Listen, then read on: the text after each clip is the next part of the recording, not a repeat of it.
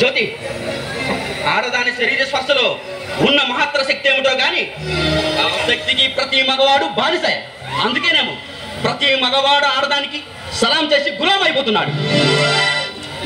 అదే నోయ్, ఆ భగవంతుడు సృష్టించిన మా స్త్రీ జాతికి అదే గొప్ప వరం. ఆ వరమాత్యమే లేకుంటే మీ మగ జాతంతా మా స్త్రీ జాతిని గడ్డి పూచ కన్నా హీనంగా చూసేవాళ్ళు. అలాగా అలాగా సరేనా రాజా? నాగరాజ్, ఓయ్, నీ కను రూపాయల క్రీనీడులో నిలిచిపోవాలని నా మనసు ఆరాటపడుతుంది. నీ వెచ్చని కౌగిలిలో కర్పూరంలో కరిగిపోవాలని నా మనసు కోరుకుంటుంది. తొందరపడికే భూలోక రంభ, దేనికైనా సమయం పడుతుంది.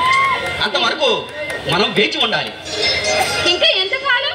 మనం దంపతులైనంత వరకు.